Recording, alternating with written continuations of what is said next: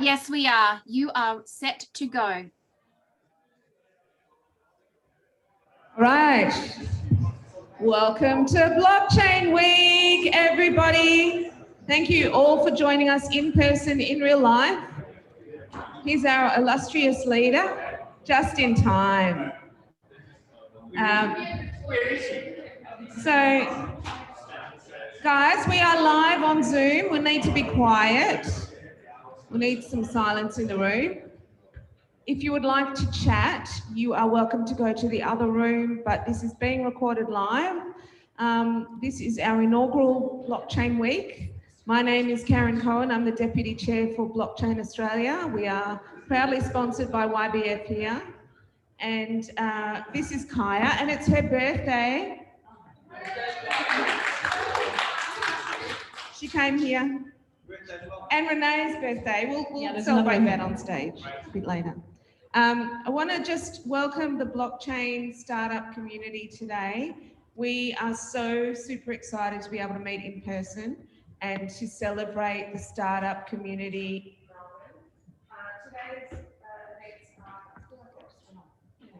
Today's events are here at 9:30 and drop in all day, can co-work. The internet is free, so just feel free to drop onto the guest, YBF guest, no password, all good. And to our wonderful audience, hello online, so feel free to drop questions. So the order of today is 9:30, we're going to hear from the startup community, the builders, the people who make it happen, the amazing developers and amazing startups in our community who represent the blockchain community. Kaia's going to do some one-on-one interviews with them on Zoom and in person. At 1 o'clock, we've got a panel with Algorand and some of the startups who've built on the Algorand platform are currently doing startups community there. And then at 4 o'clock, we've got a session about digital privacy. So we're super excited that you've all joined us today. Feel free to stick around all day. And I'm going to hand over to Kaia. Thanks, Karen. All right. Yes, applause for Karen always. Welcome, everyone. It's a great pleasure to be here, being the MC, which does stand for Marvelous Canadian, in case you were wondering. Also, Master of Ceremonies. And we have a great program today. So today is all about the builders, as Karen mentioned. So this is people that have been part of the blockchain innovation scene in terms of their role, but in terms of also their ideology around what they want to build and why they want to change the world. So these are developers, engineers, product managers, biz dev people. These are all of the different people that come together in this really diverse ecosystem that blockchain has kind of gathered around it. So we've got a great lineup, but first some housekeeping for you. I also want to do a welcome to country, which I will do now. So we acknowledge that the traditional owners of the country throughout Australia and recognize their continuing connection to the land, waters, and culture. We pay our respects to their elders past, present, and emerging. So a little bit about me before I kick us off. My name's Kaia, it's my birthday today. I am a builder. I would consider myself to be one anyway in the blockchain community. I started my first use case in 2015, which was a very early stage look at supply chain contact tracing, but of minerals, not viruses.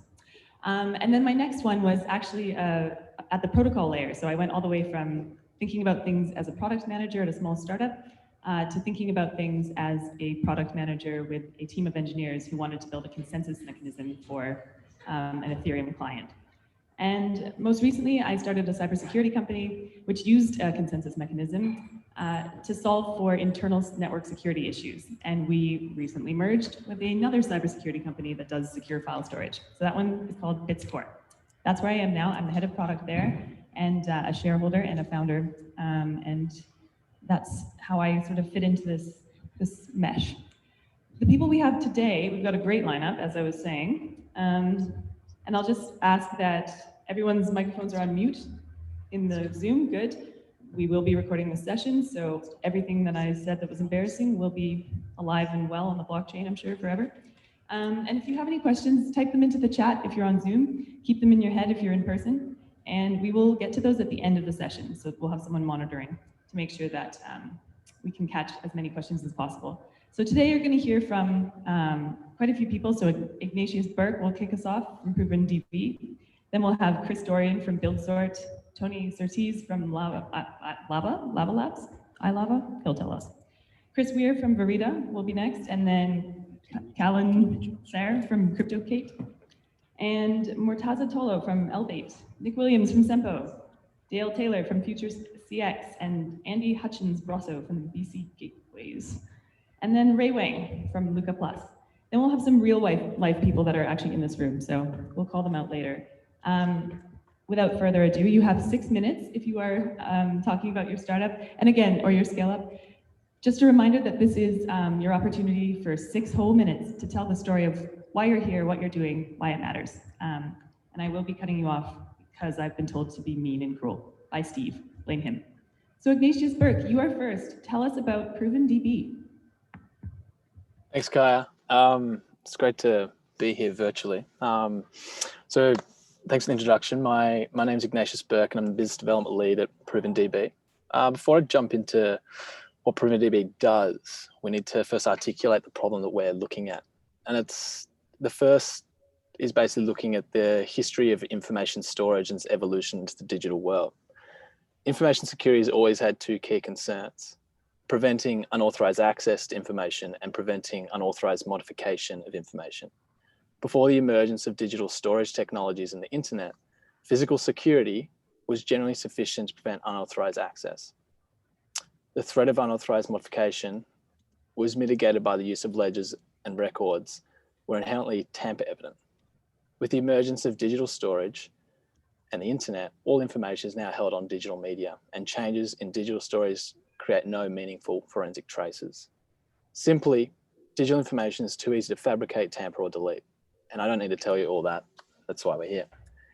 We've seen numerous accounts of data tampering that have affected our institutions and society at scale, including large banking cyber attacks like the Carbonac attack, Royal Banking Commission having numerous accounts of file tampering and account reconstruction, and other accounts such as LawyerX, Rockpool wage tampering, and the list goes on. A solution to help with this problem is blockchain, by acting as a trust machine. And that can be used to prove the source of information and prevent falsification. However, blockchains are expensive, have limited storage capacity, high latency, low throughput, no schema or data model, and expensive setup and maintenance costs. The importance of our solution is basically we bridge the gap between database systems and blockchain, providing you with a trustworthy data storage solution to help solve your data security and compliance problems. Our solution enables developers and businesses to have the functionality and affordability of database technology while adding the features of tamper detection and data provenance of blockchain. We integrate with both public and private networks, and the choice of blockchain integration is up to our customers. Our preferred network at the moment is Hedera, and we have a partnership with them because of the fast, secure, and economical proofs they offer. Our solutions are broken into 3 categories. Our database service to enable all organizations, big and small, to build new applications with our database with built-in blockchain functionality. We have our compliance vault, which we built in guidance with one of the big 4 banks for all regulated entities looking to prove their compliance data and documents to regulators, and then which is also used by the Hedera Governing Council to record their board minutes. Then finally, our API service that enables you to connect any data store, file system, or database to the blockchain. And we are currently developing or have just released an Oracle connector for relational databases. Our journey so far began at the start of last year, where we launched in the face of a pandemic. To keep it short, it was extremely challenging to engage with companies, both big and small, as projects and budgets fell away. At the time, our brand name, reputation, and network was just establishing, so it was difficult to create and maintain new business relationships at the pace that we would have liked. Where we found most of our engagement is within financial services, within the regulatory and compliance teams. We've also made, over that time, we've made significant partnerships with Microsoft and Hedera Hashgraph, just to name a couple. We've also established local partnerships with organizations like Castle Point Systems and international partnerships with South African and Singaporean-based technology companies to joint venture into HR and healthcare industries. And since launching in the start of last year, we've onboarded over 1,000 developers to our database service, over 200 to Compliance Vault, our compliance and regulatory product. And we're also just releasing our API and Oracle adapter to connect all data stores to the blockchain. All of our products are in production and being used by customers. And we have made significant engineering investment with product iterations. Basically, we started from the database and we have developed a range of products so no matter where the data is stored, it can be connected to the blockchain network of choice. We've also been part of successful trade missions and government initiatives like London Tech Week, the Tel Aviv Blockchain Bootcamp, thanks to Austrade and the Blockchain Australia team. And we've also been involved with the RegTech Association with their Accelerate conference that was only just a few weeks ago. All of these initiatives have been foundational in developing our global network. We have a few projects in the pipeline, which we're hoping will establish us within financial services, healthcare, and the defense industry. And our engineering team is constantly iterating on products where we are developing more relational database connectors for Postgres, SQL Server, and MySQL, and other connectors for Salesforce, DocuSign, and looking to expand into Microsoft Dynamics 365. Finally, we're always looking on the my role is always on the outlook for partners and who see value in what we're doing and want to easily and economically add blockchain to their toolkit. This includes system integrators, development houses, technology consultancies, and of course, industry experts. I'm currently in Brisbane, so a Melbourne headquartered startup, and I'm currently in Brisbane at the moment, and would like to connect with all Brisbane-based blockchain and the tech community up here. That's I guess the ProvenDB summary, and we're looking forward to 2021, and things are starting to pick up coming out of the pandemic. Awesome, thank you. That was just on 6 minutes, perfectly done. Thanks.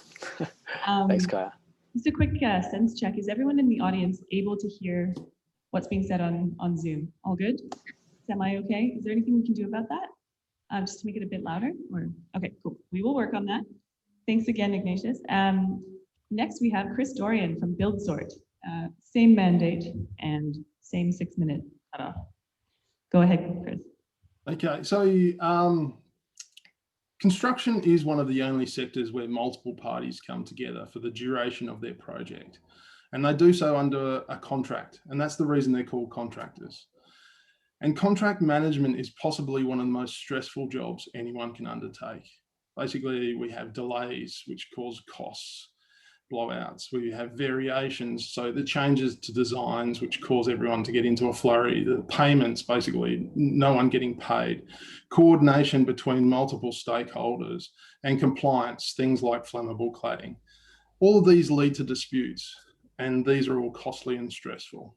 The average cost of a dispute is $33 million US.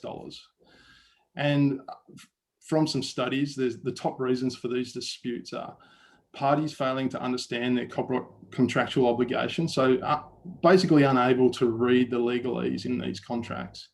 And number two, failure to administer the contract. So keeping their paperwork in order, handing over to other participants, and internal data silos. So Buildsort, we're trying to fix all of this. We want to bring Zen back into these contractors' lives.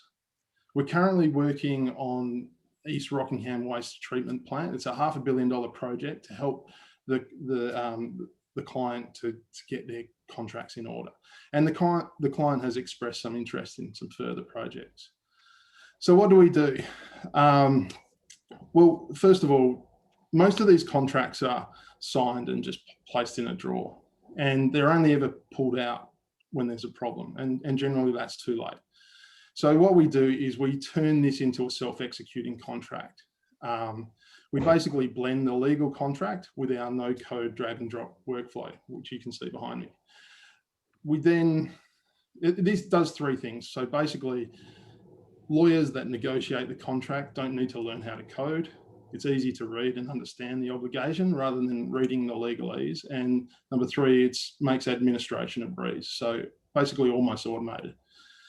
We've done all of this to keep the projects differ from job to job. So we need to be able to alter these contracts very easily. So you can think of Buildsort as an operating system, and then the contract is really like the program, just telling each of the parties what they need to do and when. We can automate and calculate as much as we can, and only prompting for real world data or human decisions as needed to carry out its work. Within these contracts, there's this term reasonable. So reasonable costs, reasonable time. And so we can't automate everything. So let me give you an example. You know, a reasonable time with floods in New South Wales today might be different than it was 6 months ago. We also bring in lots of different data sources, which you can see behind me. So 3D models, work programs, the times and dates to help with coordination, the emails to show what the communication was, and data collected from devices on site. Let me give you an example. So when we go out to create a contract, we take one of these 3D models and we can filter it out into its elements and give that over as a work package to a contractor. When the contract changes, so the 3D model changes, we can work out what the variation and how much extra they should get paid due to the extra work that they need to do or don't need to do. And as the work is being carried out, it's easy for these participants to just basically click on the model and say that we've done this work, it's complete, allowing people to come out and check for defects, if there's commissioning, anything like that that needs to be done. What this does is it takes care of multiple parties, so accounts departments from both sides, you know, trying to work out what is happening on site, all the arguments and everything that else comes with it, and then just automate the payments. So it leads to these payments breaking down all of these needs. So in conclusion, these projects are more transparent and automated, and everything out there today is just a filing system. And it's generally not a very good one because the data is siloed and there's no incentive for opposing parties to file, just as you wouldn't do anything else for your competition. So with Buildsort, the participants are incentivized with their payments. They won't get paid unless they participate in this. So in summary, multiple stakeholders with no central authority, bringing together many siloed data sources under complex contracts and incentivizing them with automated payments and reduced administration to participate. So we need a blockchain. And that's it for me. Thank you. Well done. Thank you. Under the 6 minutes as well. A cool 5 minutes, 15 seconds. Thank you very much for sharing your use case and your story. Next up, we've got Tony Surtees, who's going to tell us a bit about how dangerous QR codes are. Tony, it's all you. Okay, thank you, Kaia. To the whole team of Blockchain Australia and to my fellow builders, firstly, let me applaud what Blockchain Australia is doing in terms of building awareness around this core technology and to supporting the builder community. Let me tell you about the problem that we're solving. Just in the first 3 months of this year, between January and March 2021, the increase in illicit trade, primarily driven as a consequence of COVID, increased 300%. Let me repeat, that's a tripling in 3 months. Fake vaccines, fake credentials, fake vaccine passports, and the explosion of substandard product being sold to consumers through e-commerce are all contributing to this. There are 300,000 people a year die because of fake malaria medication, and that is just the start. The business that I'm proud to have co-founded with a great team is dedicated to protecting you and me and all our families by enabling any of us to authenticate anything. And it's not just authentication against fake stuff, it's authentication against substandard stuff, stuff that doesn't work, stuff that's been contaminated, stuff that anything that you consume, that you use, that you integrate into something else, anything physical can be tested simply by using your phone. So we're really the platform gateway to trusted experiences, because we believe that you and I have the right to expect that we know more about what we use, what's authentic and what's safe, and find a cheap, easy, fast, and very reliable way to reveal what we want to know about it before we use it. So when blockchain is used in supply chain applications, you need to connect the physical thing with the digital record, and that's where we fit in. We're a printable mark that is different on everything that gets applied on something where we protect it. We're the tamper-proof link between the physical document or the physical item and its digital record. We both generate and verify the authenticity of something on one central platform. So unlike a QR code, we are not a code that has embedded code based in it. Every time that you scan a smart Laava smart fingerprint, it's centrally authenticated and it can be controlled and fed back in terms of real-time information in terms of what the state of that thing happens to be. We are what IBM refers to as a crypto anchor, where the product has been authenticated and the experience has been controlled after the crypto anchor has been remotely authenticated, remotely authorized. So a QR code is raw machine code, and we've all confronted QR codes. Many of us did it today as we gained access to some place.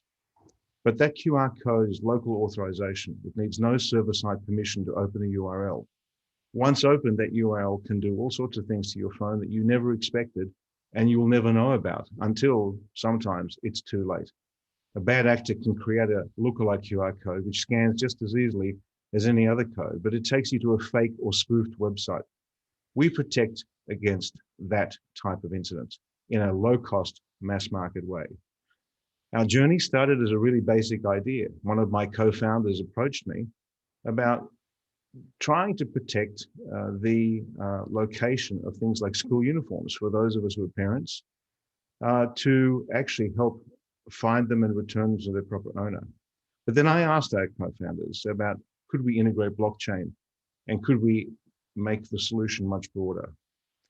We partnered with CSIRO and we also won Australia's largest cybersecurity grant from AusCyber around the idea of an ecosystem of trust. We also won the RSA Australia Pitchfest. We now have over 6 million things in the world protected by one of our smart fingerprints. We're on food, wine, PPE, personal protective equipment. We're on supply chains, identity documents, and we're expecting that number will double in the next 6 months. We're an Australian company with global ambitions. 10 days ago, on behalf of our company, I spoke to the OECD task force on illicit trade, and we'll be soon addressing a global conference of free trade zones, as well as the UNDP, about our concept for an ecosystem of trust. Our innovation helps blockchain businesses represent themselves in a graphic, physical form, quickly, easily, and automatically. We're leveraging the universal world, or the universal network of mobile phones and the ever-improving capabilities of computer vision and advanced optics. And I would invite all of you to come to laava.id and talk to us about how we can help you. Great, thank you so much, Tony. I love what you're talking about when you say ecosystem of trust, and certainly that's a paradigm that I'm very comfortable working in myself as a blockchain powered company in cybersecurity. Next, we're going to hear from Chris Weir from Verida. Chris, you have the floor. Thanks, Kaia. It's great to be here virtually and be a part of Blockchain Australia Week. Yeah, I'd like to reinforce it's exciting to have this event. It's much needed here in Australia, and it's a pleasure to be here with a panel of other Australian innovators. So I'm the CEO of Verida. We are a startup focusing on decentralized data and identity solutions. And my personal journey started about 10 years ago. So I had a company called Community Data Solutions, developing CRM platforms for nonprofit organizations in Australia. Grew that to about 150 customers and then exited out of that. But in that journey, I got to work very closely with people on the front line, delivering very sensitive healthcare services around domestic violence counselling, gambling addiction, drug addiction. And these workers on the front line told me that one of the biggest issues that can tend to happen with some of their services is people have to repeat their story, and they have to, as a result, repeat some of the trauma that they've had. And that's fundamentally because the way that systems are designed is that they don't talk to each other. And at the core, the problem there is that people don't own their own data. They don't own their own story. They have to continually repeat it and reshare it. And that's a problem in the healthcare system in many contexts, but it's also a problem that I recently realized happens in the real world. We have the large technology companies, Google, Facebook, Apple, etc. They effectively control our data. And as a result, they control our identity, and that's a significant problem. You know, they effectively have this monopoly on any innovation using our data. They control what we can do or can't do with that information. And obviously, they profit from that data. We are the product in that case. There's other issues around our data being centrally stored with other third parties. There's hacks almost every other day releasing our personal data to malicious actors. There was talk of 500 million people's Facebook information leaked recently, but there's, you know, every other day there's an example of that sort of behavior happening, which is really disappointing. And fundamentally, that's because others control and have agency over controlling our data. So I firmly believe it's time to restructure how the web works, how we manage our data. If you look at the world of decentralized finance, it's rebuilding the world of finance in a decentralized way. It's re-enabling and empowering individuals. And I believe we can do the same thing with software on the web. So Verida's been about an 18-month journey of R&D, getting up to this point. And we've effectively focusing on enabling an era of hyper-personalization. If we can unlock people's data, what new kind of really interesting things can we start to create, and how can we innovate? So at its essence, we've developed core technology and tools that enable other businesses, other startups, other developers to create new products and services that are user-centric and are built on user trust. So in terms of the actual technology itself, we have a technology stack, a developer's toolkit that provides decentralized identity, encrypted off-chain databases anchored by blockchain accounts, decentralized single sign-on for easy QR code authentication and authorization into applications. We've got real-time decentralized messaging, token rewards, and blockchain. We integrate with multiple blockchains at the moment, VeChain, Near Protocol, and Ethereum. So what does this actually mean? Like, what's the actual sort of use cases that this can be applied for? So we see a future where your data can be used to create hyper-personalized news stream, you know, eliminate content you've already read on other services. Even though content's duplicated, we could eliminate those duplications. Provide preventative healthcare that's hyper-personalized to your own personal healthcare needs. Provide product suggestions on things that you may be interested in purchasing, career guidance, AI personalized shopping. There's a whole range of consumer use cases that this technology can enable, and we're excited to open up the platform for people to start building and exploring that. I guess more closer to home, some of the projects that we've been exploring with other partners is, you know, the ability for businesses to consensually request personal profile about someone, private personal profiles, that then allow them to provide a personalized experience either in store or online, provide personalized recommendation to customers based on their interests or previous purchase history, information that's not public, but can be consensually shared or aggregated for that individual and shared in a consensual profile. KYC for the finance sector or for any business is I guess another application that can be built on top of this, and we've been exploring some of that with some partners. And another example is the credentialing space. So COVID tests, immunization credentials, they're all emerging spaces, and our infrastructure can allow those solutions to exist on top and alongside users' other data. So with the challenge here, how do we get from A to B? How do we enable this hyper-personalization era? Fundamentally, we have this data that's locked up in centralized systems, and we need to be able to unlock that data. So later this year, we'll be releasing the Verida token, and it'll be an incentive system to incentivize users to come unlock their data out of these existing data monopolies and bring that into the Verida network. And then using our developer toolkit, developers will start to be able to build these new types of applications, these hyper-personal applications, leveraging user data they now have access to, which they currently have no real way of accessing in a meaningful way. So we've been working on a number of projects. Last year, we did a COVID test result project with a healthcare company in Singapore. We've done healthcare data sharing with some companies in Canada. We're working with a startup in Singapore that's looking to digitize the world's legislation and leverage our technology to provide key infrastructure for that. Over the last 8 weeks, we've been part of the Open Web Collective, which is a global startup accelerator for blockchain projects. We're a cohort of 10. And through that process, we have received a grant from the NEAR protocol to integrate our tech with their blockchain. So we are actively raising our seed round at the moment from tier 1 crypto investors. We've been accepted into the CoinList program, and we're really excited to be able to take this technology forward from here. So thank you very much for your time, and please reach out if you're interested in learning more. Thank you so much. We will go on to the next one, but just quickly, I wanted to check, Karen, have there been many questions in the chat? No? Any questions in the audience that are burning? You don't want to forget them because we've got a couple more speakers coming? No? All right. All right. I knew it. Yeah, somebody will bring you a mic. So this will be a question for Chris? Okay, so Chris, this is going to be a question for you. Just wondering whether Chris can expand on health data and what he can do. Okay, expand on health data and what it can do in 2 minutes or less, please.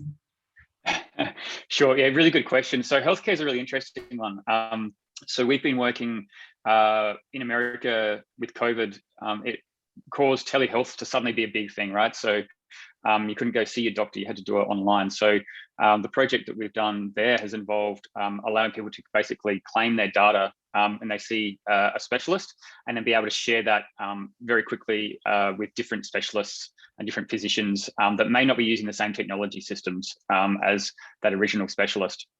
We've also been working with a team that does a lot of clinical trials. So the ability for people to claim their data out of hospital systems and different medical systems, and then be able to consensually share that, or even allow that data to be queried. So allow people to send an encrypted query to somebody's data set about their health data, and the individual's data can provide a response without exposing the data itself. So that's a really interesting use case as well.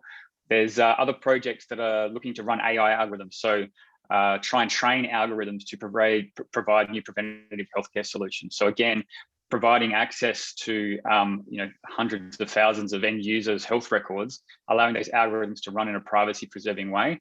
That enables the AI to be trained, but then also to respond back to users with the end results of that AI algorithm to actually provide some preventative healthcare solutions. So there's lots of different use cases, and I think it's really exciting. Once people own their own health data, they're in control of how it's used and what these new innovations they can be a part of.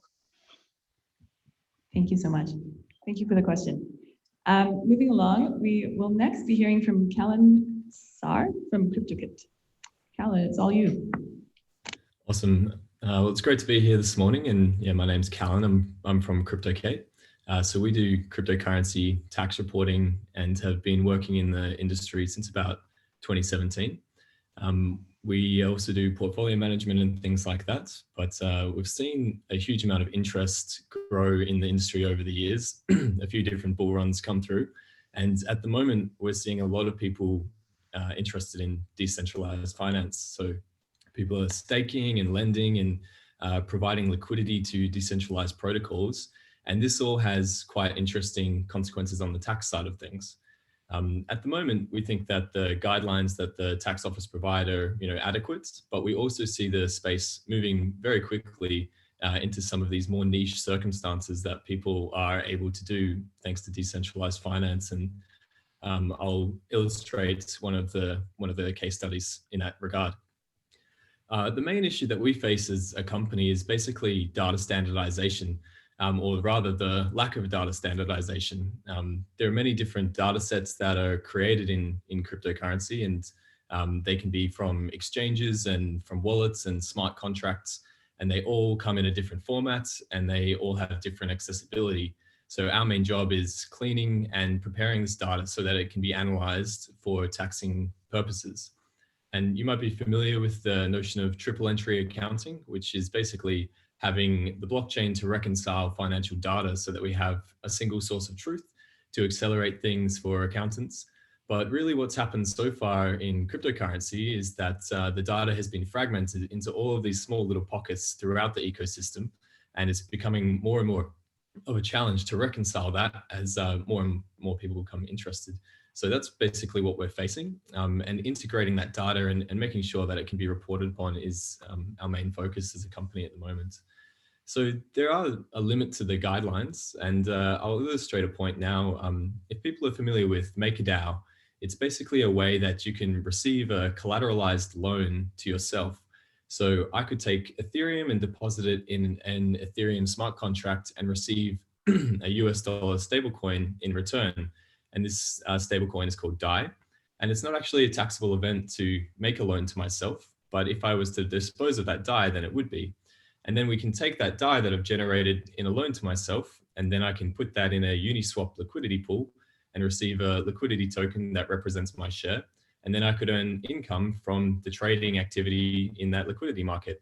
So disposing of my assets into the liquidity pool is a taxable event, and I receive a liquidity token.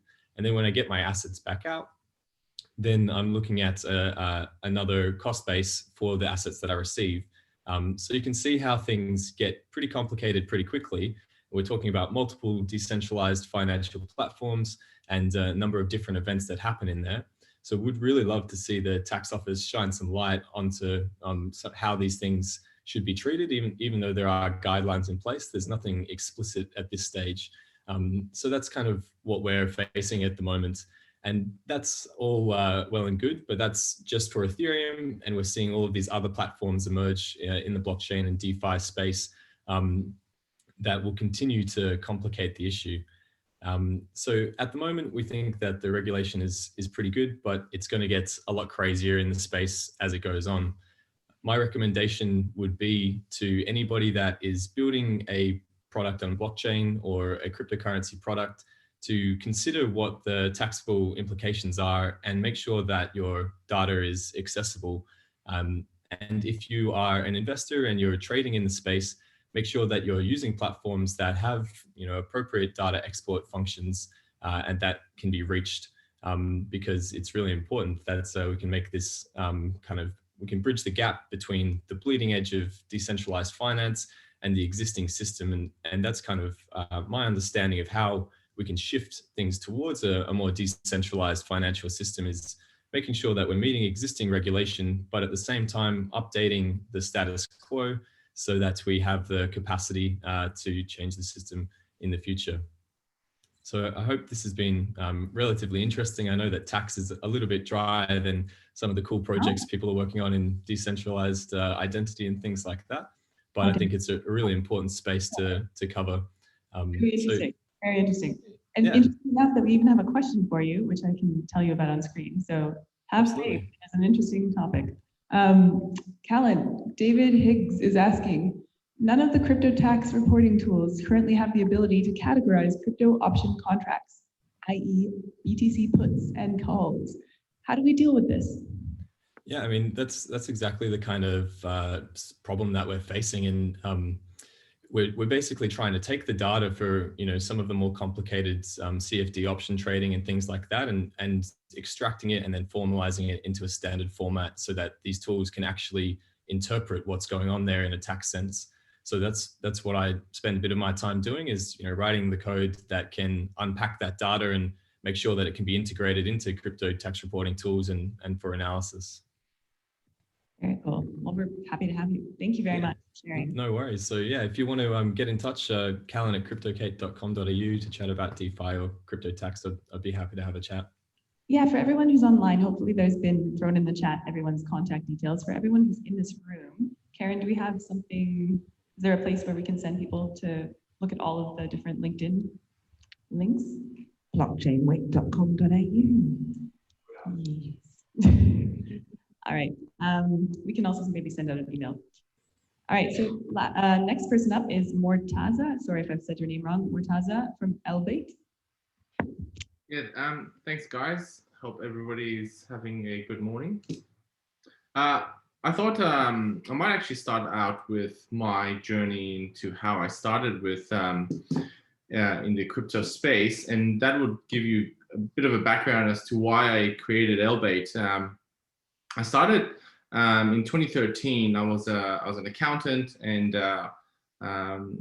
I was building computers for friends, families, and small businesses. So I had a number of computer parts, and a friend actually told me, why don't I do some Bitcoin mining with it? And I just said, well, what the hell is Bitcoin mining? And so I started getting into that and just researching it. And then I set up a small little rig with some spare parts, and that could probably be classified as a fire hazard. And I started mining some Bitcoin. So the first Bitcoin I actually got, I didn't actually buy it, I mined it. And this was back when you could actually mine with, kind of off-the-shelf parts. And now these days you need specialized equipment. And then I decided, okay, you know what? I'm going to start, getting part of this community more. And I went to, and at the time I was living in Brisbane. I went to a meetup. And if you can imagine how small the industry was in Melbourne, just imagine how small it was in Brisbane back in 2013. And I went to this meetup that was organized by somebody at the university I was, and it was just one pimply kid with a pizza. And I said, is this it? And he's like, yeah, you're the first one. And that conversation was great. We talked a lot, and I learned quite a lot about the industry and what Bitcoin is and its benefits. And that's how I got into the industry myself. Fast forward a couple of years later, by 2017, I was continuing to mine cryptocurrency, no longer Bitcoin, and I was trading it in various forms.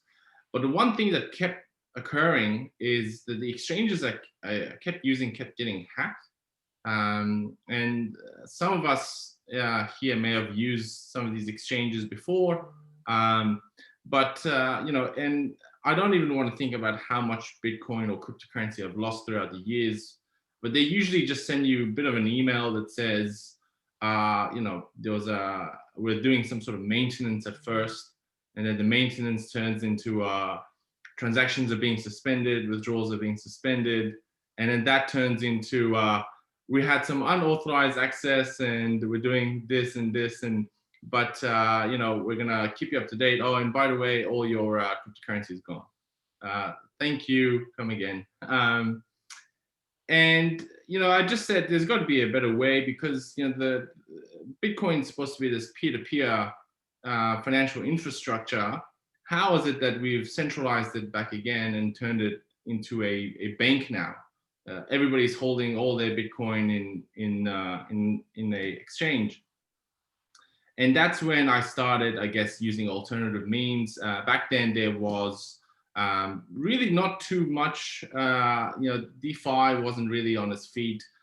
There was some peer-to-peer solutions, but they were just filled with, kind of a lot of scammers, and it wasn't the best way to go about.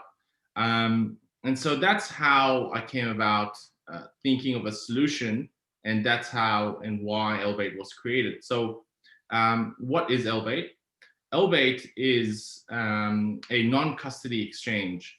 And so to define that, what we essentially do, we're not decentralized, neither in our governance nor in our technology.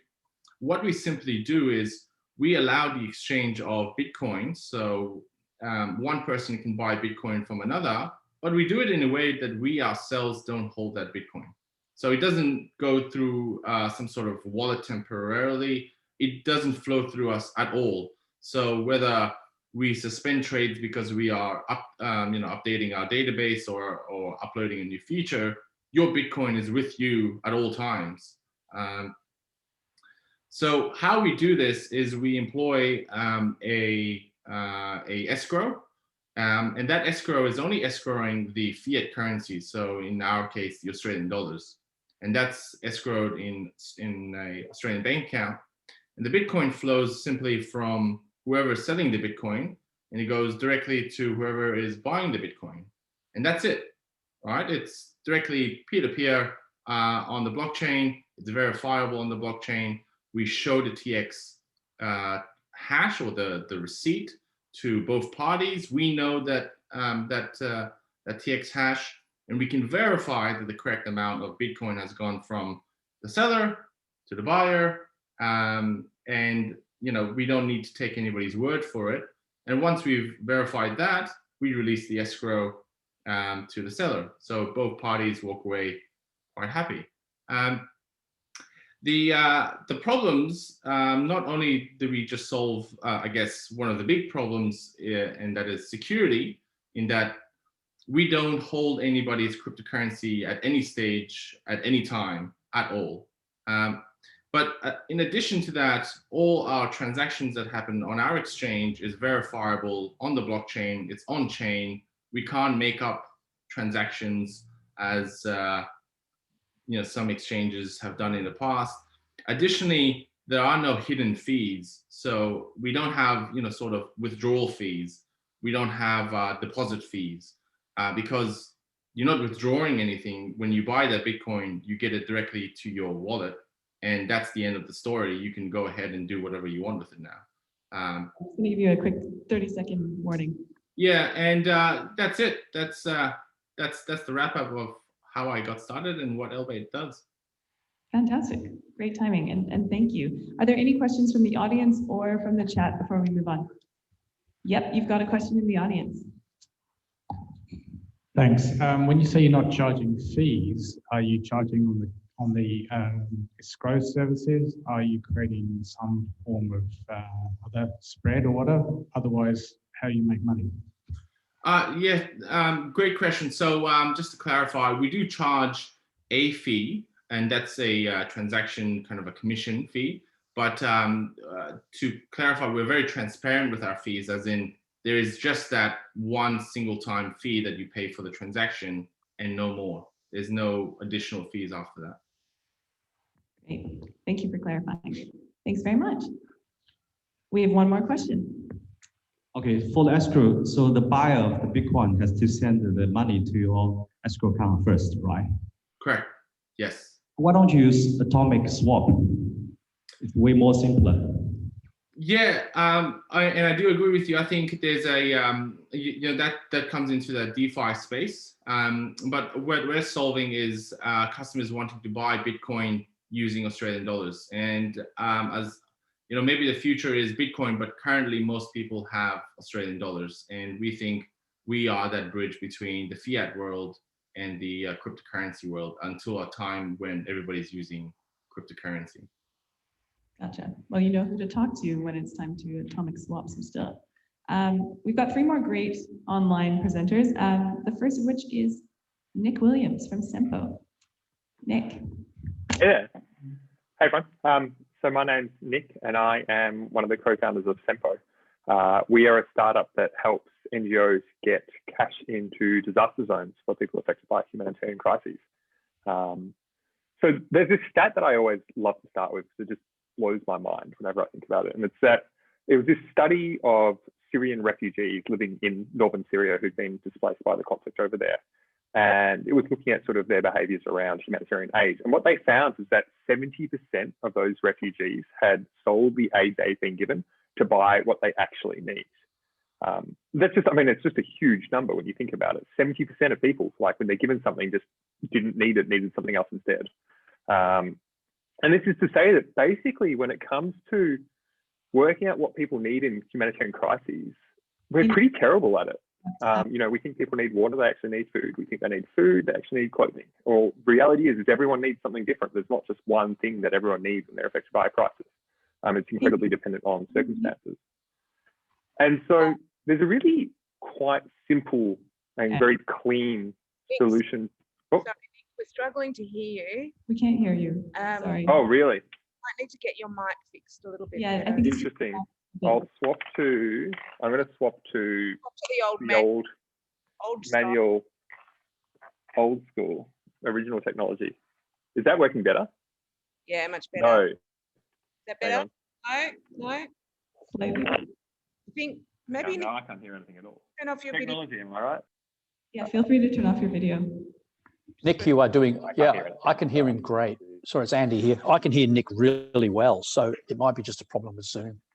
Yeah, I'm hearing Nick fine as well. Thank you. Try again, Nick, for us. Hey, can you hear me now? Yeah, better. Yeah. Wow, it's a lot of fun, isn't it? Okay, shall I just go all the way back to the start? Is that going to be the simplest thing to do? Hello? Yep, I'm getting, looks like I'm getting nods from Kaia. Yes. Okay, great.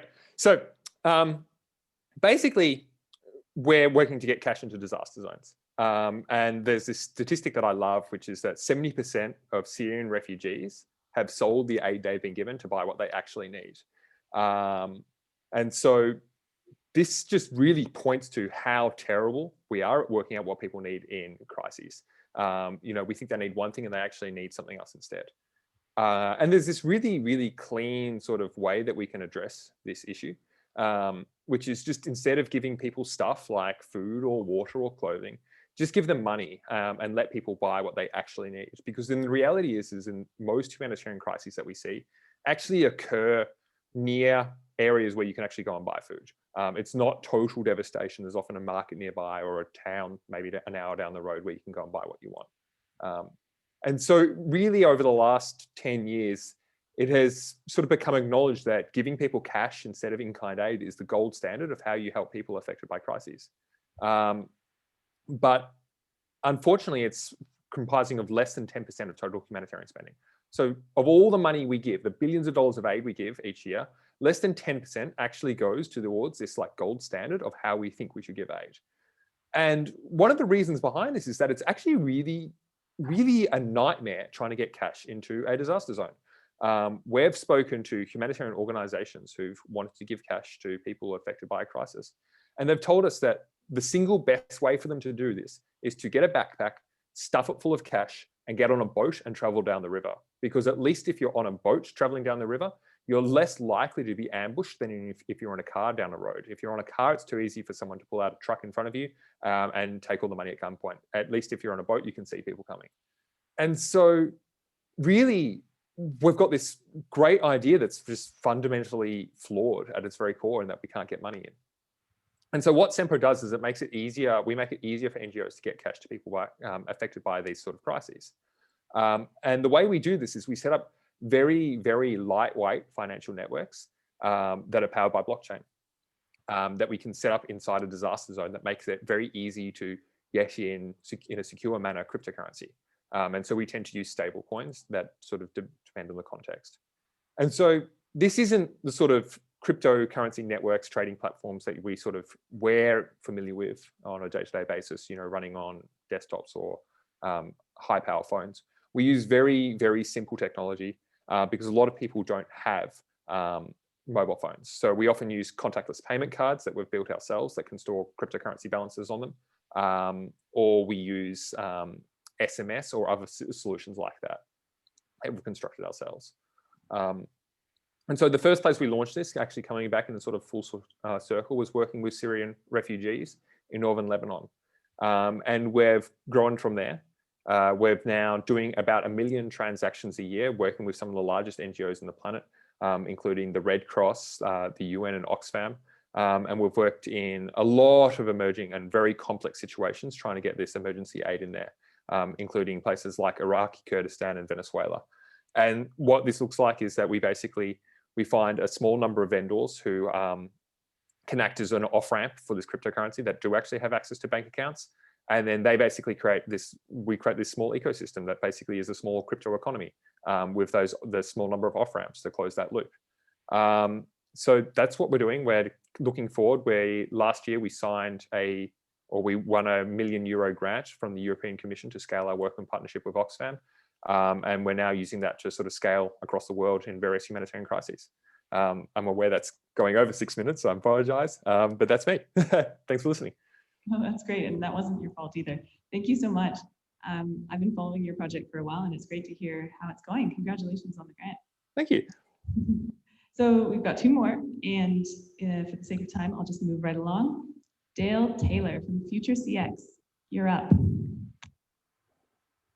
Thank you for the introduction, Kaia, and hello to the Australian and world blockchain communities joining us today to discover FutureCX's latest innovation for the ever-evolving world of blockchain. My name is Dale Taylor, and it's a pleasure to be with you today as a director of FutureCX. At FutureCX, we are very excited about what we've been able to create in the world's newest and Australia's first decentralized, containerized, multi-language blockchain platform, Beethel. Our research into the blockchain platforms on the market today has found considerable deficiencies and created an enormous opportunity for FutureCX to create an all-inclusive platform. Most platforms fall short by having a singular or on occasion, maybe dual focus or strengths only in a particular area of blockchain development. They are not able to provide the full spectrum of requirements that the world blockchain development community requires in one platform. Our Beethel surpasses the expectations of the most demanding of blockchain developers. Beethel provides so much more in a single platform that has solutions to the questions being asked of blockchain in the world today around scalability, speed, and security. Beethel is a complete platform. Beethel is a decentralized, containerized, multi-language blockchain platform.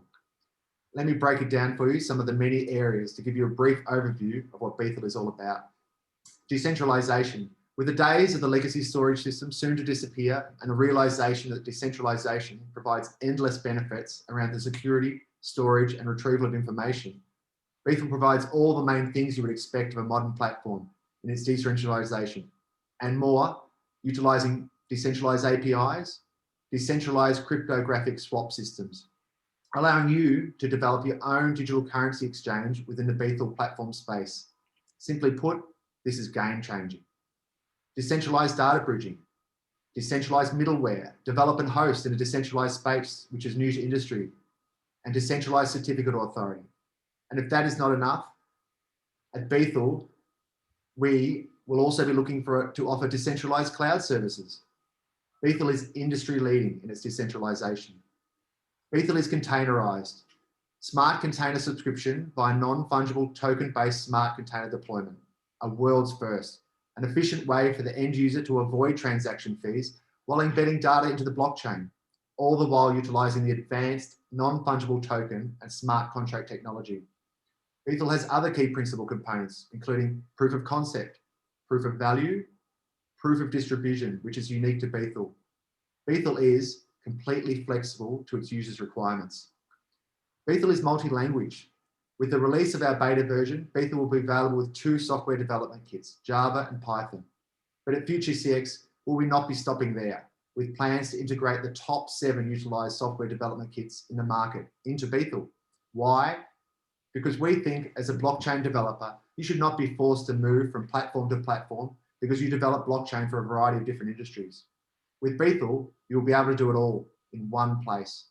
Beethel offers education facilities the opportunity to be ahead of the game, a one-stop shop for the aspiring blockchain students of today. The Beethel multi-language software development kit can provide for the needs and choices of each and every student, no matter what industry they are interested in developing blockchain for. Beethel is blockchain. The thing that drives a lot of us here today within our lives, the belief that an amazing transformation is sweeping the world in the way that we store, process, and share information, and the phenomenal applications that are being developed within it. The enhancement that blockchain has created around security, privacy of information, immutability of files, the ability to do business in trustless environments, speed of data communications and transactions, stability.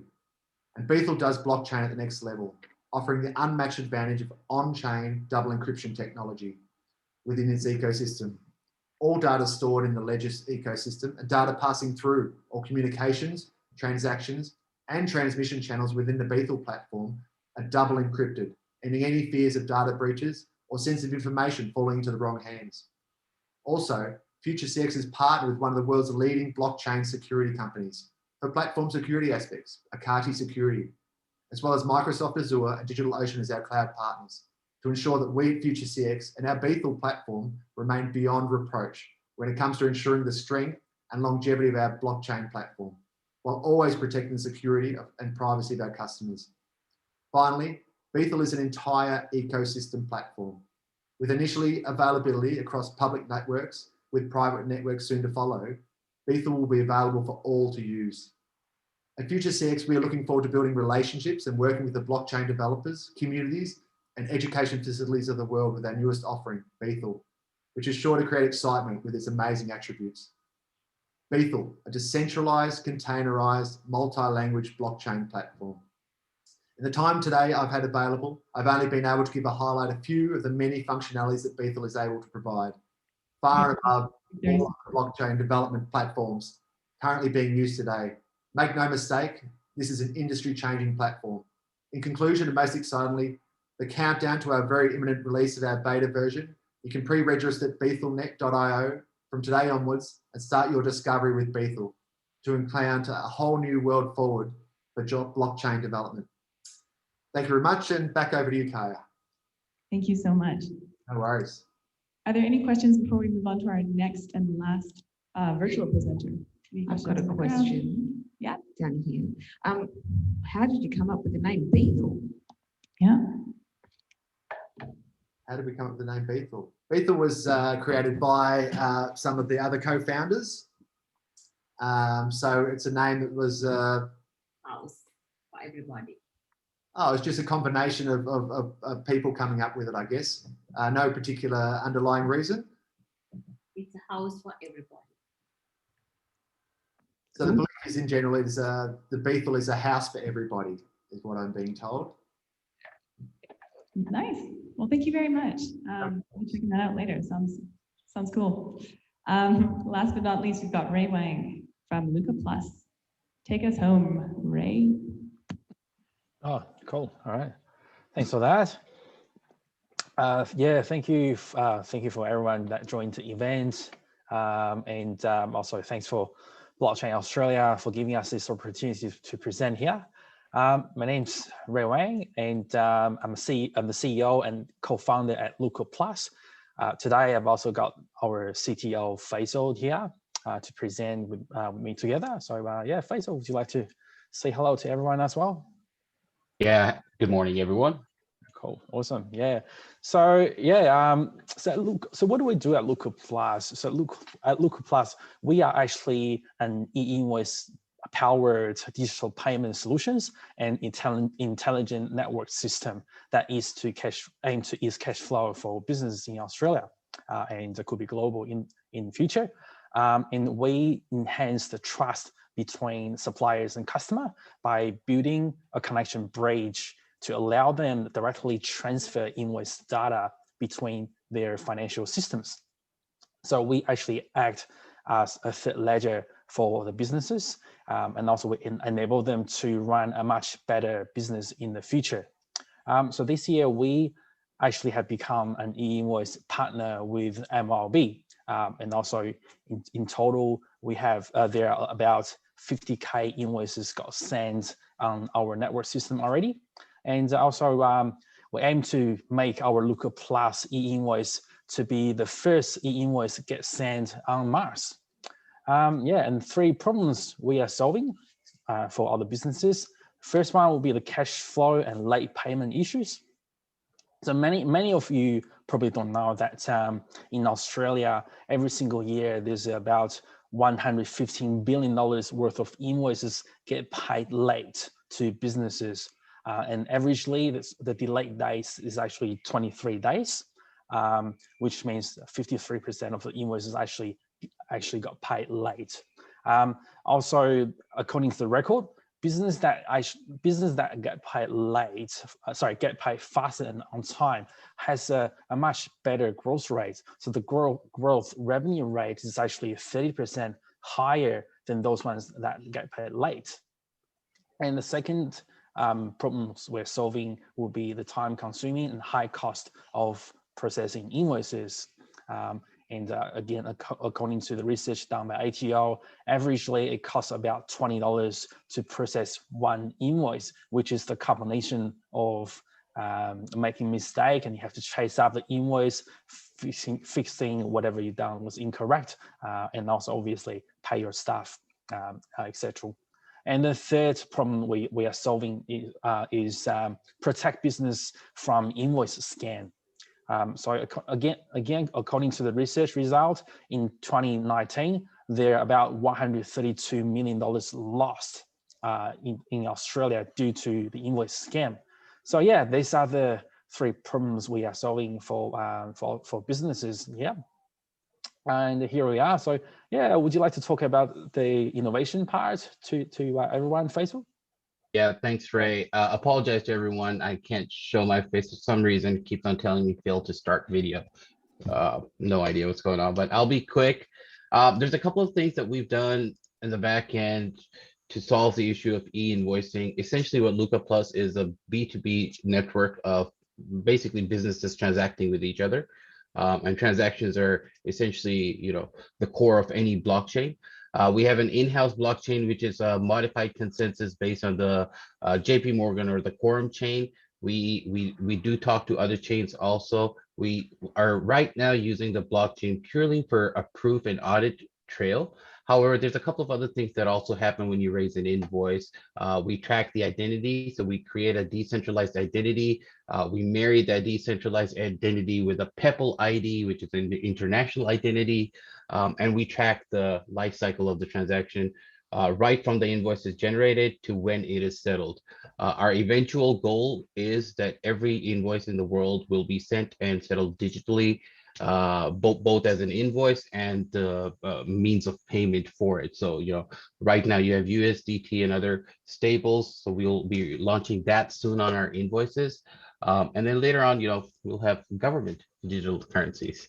So that's a quick one. Right, back to you.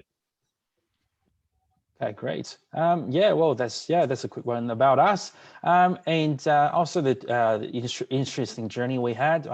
So back in 2017, how we formed this business was when two accountants, one of them, because I'm actually coming from an accounting background, so another accountant who is actually our co-founder and chairman of the project.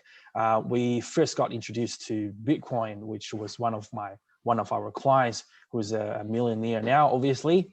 And after that, we quickly discovered that the blockchain technology could actually become the game changer in the accounting industry. So with this in mind, we decided to start our own startup project, and also asked Faisal, our CTO, to join on board, and to make our dreams become true, and to become the innovator of the industry and help businesses to solve problems. So yeah, that's a quick one about our journey and what we're trying to achieve in future. Obviously, as what I said at the beginning, we aim to make our LucaPlus e-invoice to be the first invoice get sent on the Mars. It's a simple statement, but it actually means a lot, not just to our project, but also to the whole humanity, because when people start doing business transactions on Mars, which means we are settled on Mars, and it's a big milestone to everyone, to the whole society, ecosystem, and the human being. So yeah, that's about us, about our projects. Back to you guys. Yeah, that's great. Karen, I think I'm throwing to you really quick. So we're about to go into in-person conversations. Couple in the room. Before I do, I just want to thank Austrade, who is one of our sponsors today. A lot of us have been on Austrade missions. Remember when you could travel? Yeah. So we went to Shanghai and New York, and Austrade are a real supporter of the startup community. Obviously, their goal is for us to export our knowledge and our technology to the world. So thank you very much to Austrade for supporting our community, our startups, YBF for hosting us, and we're going to hand over back to Kaia. Thank you. Great. So we're going to have... We have Andy. Who said that? That was Amy Rose. Okay. We have Andy. We have Andy who's still on Zoom, and he is going to present. Oh, okay. Whoops. Bonus. We've got Andy. Sorry, Andy. I totally was going to do you last. Please go ahead. You've got 6 minutes. Tell us about your business. Okay, so thanks guys, welcome to everybody, and it's good to be here amongst builders. because the world is full of people who know how to talk about things but don't know how to do it. And we all know that the blockchain journey is somewhat interesting. So, I mean, BC Gateways is my company, and we started around 2018, beginning of 2018, but the journey actually started way before that. So we operate in the financial services industry, and to give you some idea of what that means, the financial services industry looks after about $3 billion worth of Australian savings. So it's quite a big industry. It's sometimes it does good things and sometimes collectively it does bad things, but it is very, very complicated.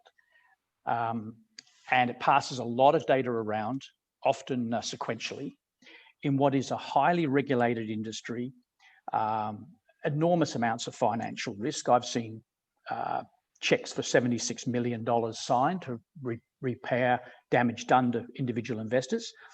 A lot of the data gets, because of the way it's transferred, is quite low quality and associated with low risk. Sorry, it's very high risk and very low trust. So having looked at the industry for about 20 years, we started to build a very strong use case about how blockchain could be used to provide a shared source of truth in the middle of the industry, and to build a utility that basically upset the status quo, but in a way that actually improved the industry. And so we founded BC Gateways in the beginning of 2018, and then launched it in 2019, April 2019.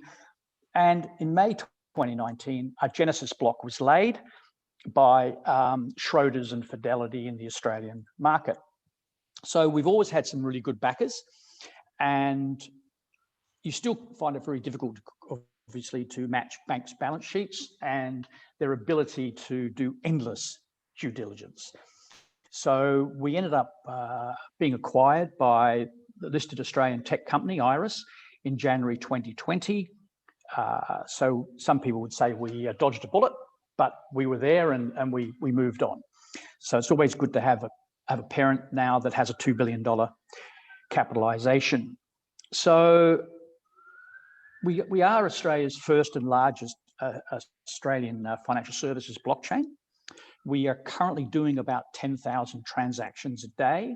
And by the end of next year, we'll probably be doing somewhere up to about 5 million transactions a year by Christmas next year. So I'm not here to pitch.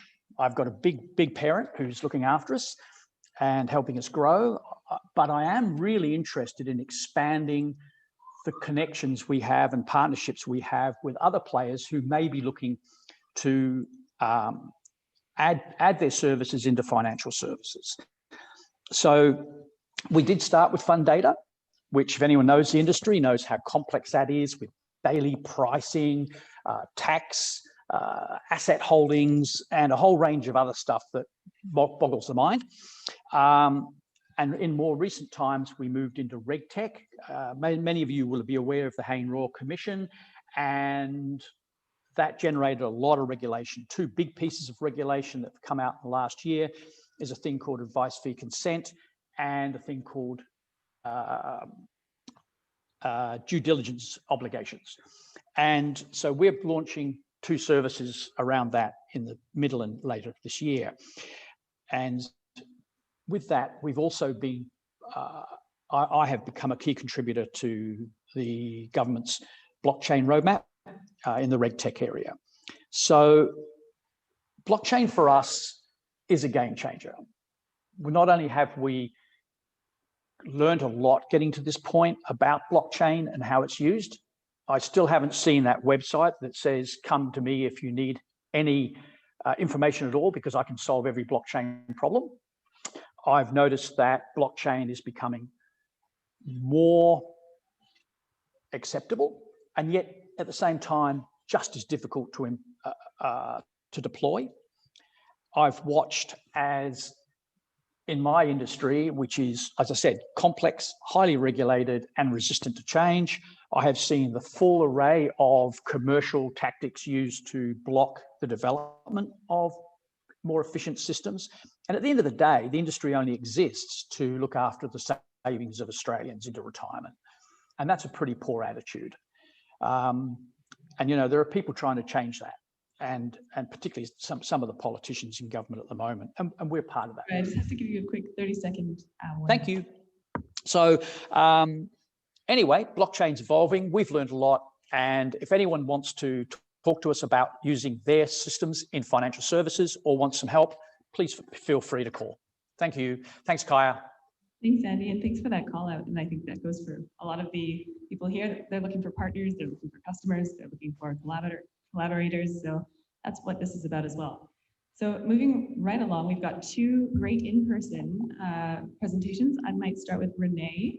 It's Renee's birthday, everybody. Happy She's also birthday. having a birthday today, so birthday girl's coming up. And before I hand over to Renee, I just want to encourage you to stick around today. We've got, we're going to put all the online events on screen, and so you can hang out, work out here, watch online with us, stay with us, hang out. So we've got a couple more presentations for today, and yeah, hang out with us. And yeah, online speakers, thank you so much, and please feel free to hang in, and I'll have Renee and Adam next to me so you can hopefully see and hear us. Let us know in the chat if you aren't seeing and hearing us. Hello, Renee. Hello. Hi, everyone. Happy birthday. Thank you. Happy birthday. Thank you. So you're from Day by Day. Tell us about that. First of all, thanks so much, Blockchain Australia, for having us here today to be able to speak to you all. It's great that we could make it in person. So yeah, I'm Renee. I run the product and communications for Day by Day. And to put it very simply, Day by Day is an insured asset management platform, which is built on the NEM blockchain. Big fan. We're based here in Melbourne, Australia. I should probably say that in case this goes international. We're not an insurance company. I have to make that very clear. Instead, we exist to reimagine insurance processes. So we imagine this could be available to any insurance company. To make it simpler and more transparent and easier for the brokers, the insurers, and you.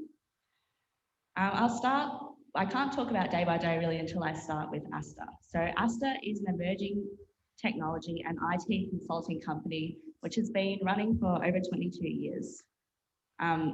Day by Day was incubated and architected by the team at Asta in their emerging tech department because of an incident that happened. So I'll tell you about that incident. A few years ago, Asta's building was flooded, knee-high in water. Servers, computers, phone systems, office furniture, you name it, was all damaged due to water and needed replacing. So you go to your insurance broker and what's the first thing they say? Well, write down everything that you own and what it's worth. And so they go around, oh, look, we've got a couch worth $1,000. We've got all these staff computers, add 50 grand. We've got the office microwave and toasty machine, very important, another 500 bucks. And so they give this big list to the insurer, and then they're like, cool, thanks. And there's silence for quite a while. You don't know what's going on. And you know, they're still trying to service their clients. They're still trying to run business as usual. And then they get a shocking verdict on the claim that they've been underinsured. And so they had to start paying out of pocket and try and get everything back to running business as usual. So that eventually happened. You know, they finally went back to the office and could run. A few months later, it happened again. They were flooded again. And they had to repeat the whole process over, which you can imagine is very frustrating. But through frustration comes innovation, and that's how Day by Day was invented.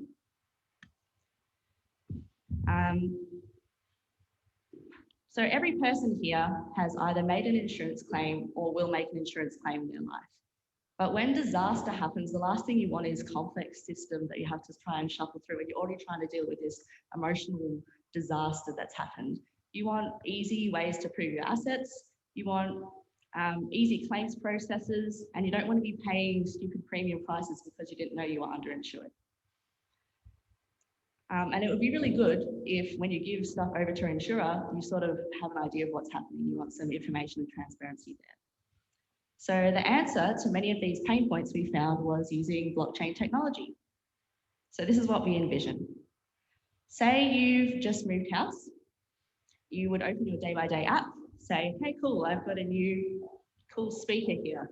Take a photo of it, put in the details, maybe it's worth $2,000, I bought it today, 21st of April, save and done. That's now secured on the blockchain and available for an insurance broker to see. So say you've done that for all your assets you want to insure in your house, that's now available for your insurer and your broker to see at all times. If something happens, you hit export, they're all categorized. So say you've got one insurance policy for jewelry, clothes, and one for appliances, etc. You can choose which one of those you need to put forward for the policy. Using smart contracts, we can also improve the accuracy and the speed of that claims process. So instead of waiting for ages and waiting, you'll be able to have a lot more transparency between you, the broker, and insurer. But that's not all. Wow. Day by Day also rewards you for keeping your insured assets up to date and for adding more by giving you day by day crypto tokens. So these crypto tokens are currently already trading on the Ethereum mainnet and Binance Smart Chain. And the tokens will play a really big role in reputation management. So you can imagine if you've got a lot of assets registered, you'll have a few more tokens. You can tell that they're probably a bit of a less risk to insurer. So can you imagine maybe in the future paying your insurance premium with day by day tokens? I can. Everything I've just spoken about today is well underway. So what's in the future for day by day? Decentralized, smart contract driven, B2B, B2C and C2C, that's the important one, insurance transactions that because of blockchain are transparent and binding from end to end. Can I ask a special favor for all you blockchain people in the audience? Of course. As a startup, what we need most is feedback from you guys. So if you download our app, register some of your assets and let us know how it goes. We want to make it even better and easier to use because we want to build it for you guys, for the people. And that way it's going to work best for how you need it to work. So join our community. We're on LinkedIn, Facebook and Twitter to see what's happening. This is just the beginning. Together with you and the blockchain technology we're using, we can reimagine the insurance industry and bring decentralized finance into InsurTech. Thank you very much. Thank you. Where can we find your app? Is it available for Yeah, download? it's available on the Play Store and App Store. Thank you very much. Great. Well, thank you. Our last presentation is going to be from Adam Poulton. Get paid in Bitcoin in general, Certainly. but also the name of your company, no? It is certainly, yes. All right. Tell us about that. Cool, thank you. Thanks Blockchain Australia for the event and to YBF Ventures. So yeah, Get Paid in Bitcoin's been around for a few years now. I actually came up with the idea for getting paid in Bitcoin, ironically enough, before Bitcoin was around. The global financial crisis was really the genesis of my thinking around this, and you know, when the world was falling apart and fiat currencies seemed to be, you know, in trouble, I thought, all right, well, we need to be able to have a choice in what currency we receive our wages in. And to me at the time, hard currency like gold and silver was the solution. That wasn't going to fly in the business world. There was a lot of logistical and taxation issues around that, and so the idea, you know, died a natural death.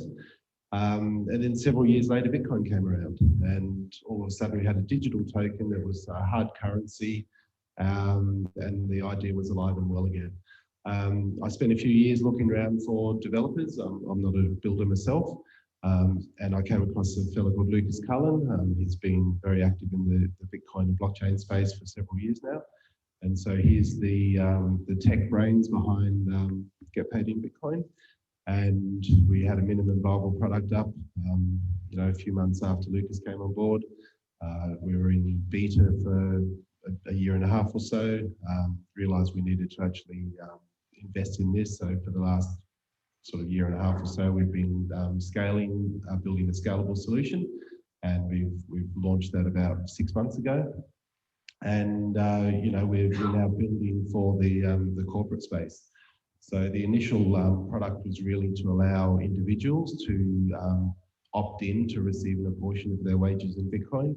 We wanted to build a solution that people didn't have to have a conversation with their boss about Bitcoin. It needed to be reasonably, anonymous in that way, and we've been successful. So we've got politicians, we've got people at banks, people in regulatory bodies, like I said, politicians, federal, state, local governments, all receiving a portion of their wages in Bitcoin right now, and have been for a year and a half.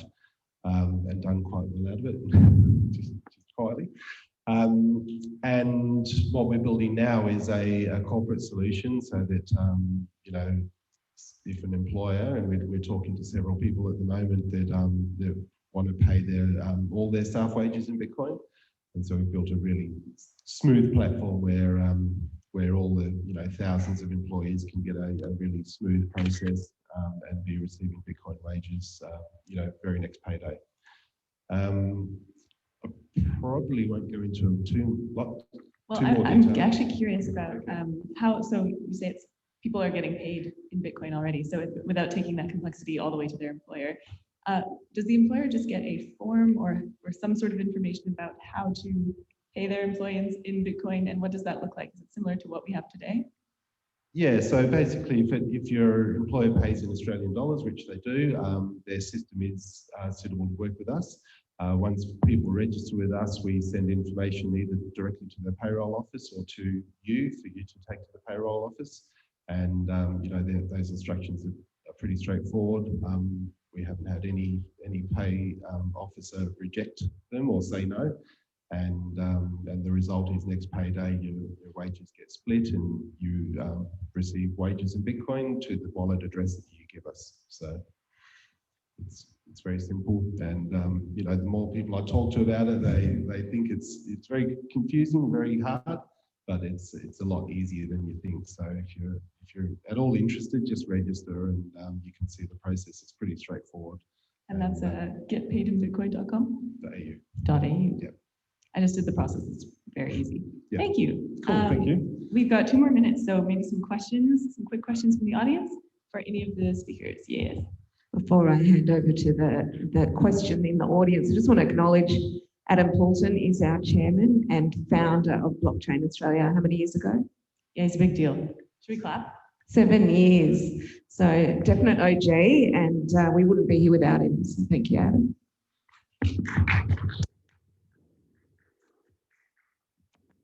Adam, I'm just wondering if you're using the Lightning Network at all or exploring that.